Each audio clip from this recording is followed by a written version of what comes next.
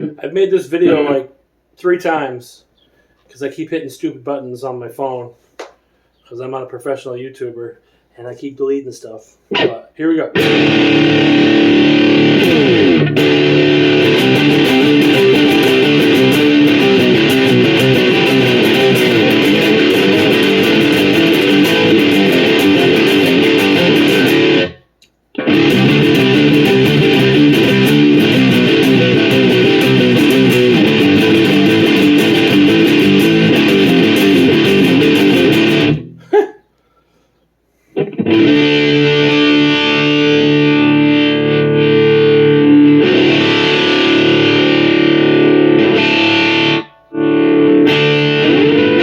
So no, there is no coil split on this guitar. I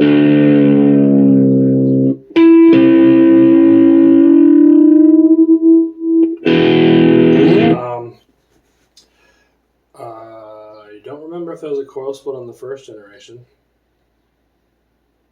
Maybe there was. I don't remember.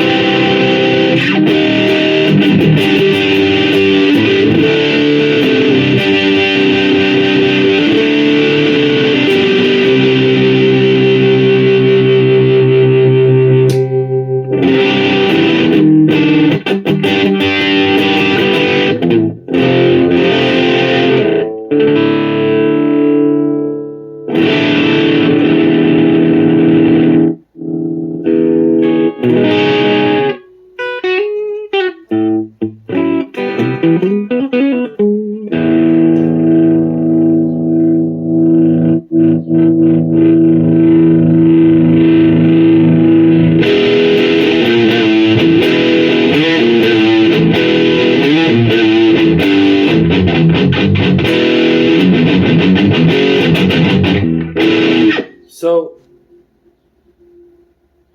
just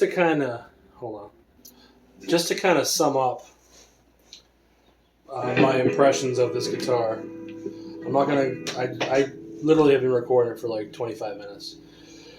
And I'm not going to repeat everything that I said for my own sanity, but it's a great guitar. $279 is the price, American. I'm not sure what it works out to overseas, but shipping was $60. So from Germany to the USA, for me, it was $330. More than that, $340. This guitar in the background is my Epiphone 59 reissue.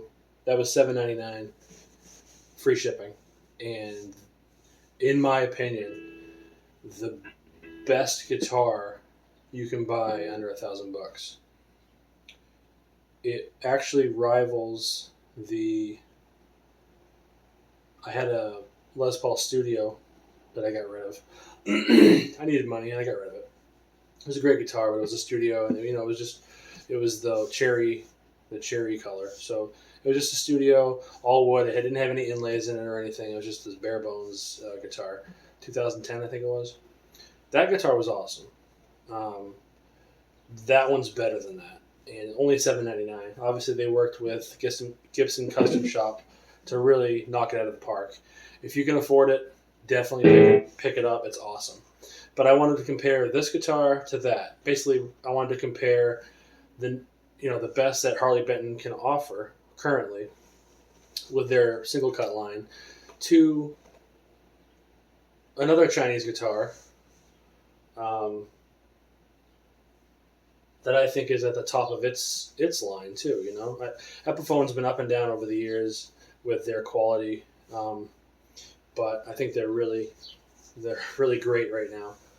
I think they're definitely worth checking out. Anything by Epiphone. Their new line since 2020, I think it was 2020, is awesome. That guitar is a heavy guitar. I like heavy guitars. I mean, I don't gig. I sit in my chair and play. So the heavy guitar doesn't bother me like it did when I was a kid. being in a band, in a garage band. This guitar is so light. I was so thrown by how light this guitar is, especially compared to its first generation, the SC550. I don't have the specs on me, but this guitar probably doesn't weigh much more than the SC Customs, and there's a full inch of body on this compared to that. It has neck dive, unfortunately. It does have some neck dive because the body's chambered and it's just so light. But I am impressed with how it plays, how it feels. I think it's an incredible value for a modding platform like they've always been. You can throw some, anything you want in it. These are Tesla pickups. These are the new pickups. I don't know anything about them. I don't know if it's just a rebranded Roswell or if it's the same thing. I don't know if it's a high-end company. I haven't really looked into it too much, but they sound good. I'm not blown away. They're not burst buckers. The burst buckers in this thing is incredible, and I'm only playing through a little Yamaha practice amp.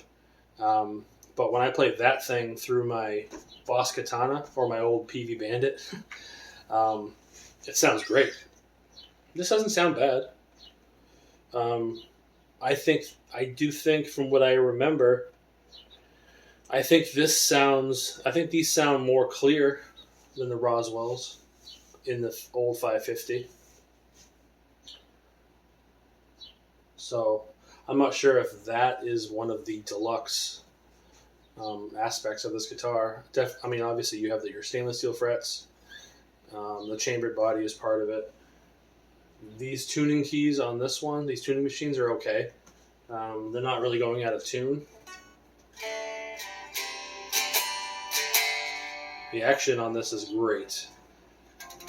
But I've never really had a problem with Harley Bentons out of the box. I never had any. Actually, that's not true. I did have one that was a B-stock SC1000 that wasn't good. So I had to fix that. But it's perfect. It's actually the perfect height for me. All the frets are great. There isn't any sharp frets at all. They're all polished. So, I would definitely say buy this. Definitely buy it. But the people that say, oh yeah, Harley Benton, these guitars blow Gibson out of the water, or they're so much better than those junk Epiphones, no, they're not. This guitar is great. Do I think it's worth more than it costs? Maybe. I don't think these things are blowing. I don't think the guitar that you get from Harley Benton now is as much of a deal as it was when they first started a couple years ago. If that makes sense. I think, and that's not even including the more expensive shipping. Obviously, that the shipping is more expensive for us in the U.S., maybe for everywhere, but for us in the U.S. because of COVID, it used to be like $30 up to like 5 guitars, which is crazy. The shipping aspect of it, if this only cost me all right, let's just say this is just $279 US. I would say, yeah, it's a good deal because I think selling this with, first of all, stainless steel frets is crazy. That it even has that in this price point is crazy. I'm not sure what the quality of the steel is. But it definitely plays really good. So I would say overall, $399 maybe. I'd pay $399 for this. And at $399 I might be a little bit like, it has blemishes. But I definitely think this as a base with some Seymour Duncans and some Goto tuning keys would be a monster. But no, it's not a high-end, not that that's high-end, but it's not a special edition Epiphone. It certainly doesn't compete with a Gibson, in my opinion. But it's a damn good guitar, and it's better than a lot of the Chinese guitars that are coming out. I just wish. I'm trying to remember if I've already said this because I've recorded this 3 times, but the finish on this one isn't the best. in my opinion. It actually looks like a photo. There's really no depth to the grain. I know it's a veneer. It doesn't really look that good to me. And compared to the other Paradise Amber Flames that I've seen, first generations, it doesn't look as... It looks more orange or... I'm kind of colorblind, so it kind of looks orange and brown to me. You know? But, hey. It's definitely a nice guitar. Real thin neck. And very, very light. I'm actually blown away with how light this is. I got my scale out so that I could tell you how much it weighs. It doesn't even register on my scale. It's a body scale, so I can't tell you how much it weighs. I just know that it's super light. That one is not.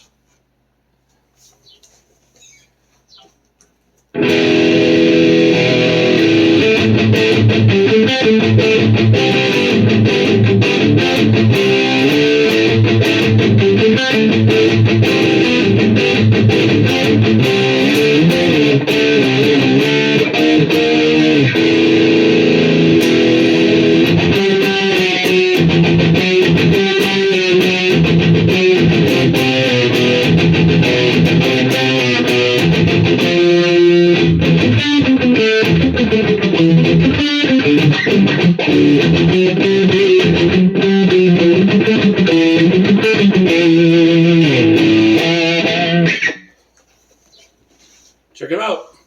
Check it out. I also don't remember if there was a volute in the first generation. I don't think there was, but I could be wrong. I know there was a volute in the SC Customs, and I don't think there was one for the 550s.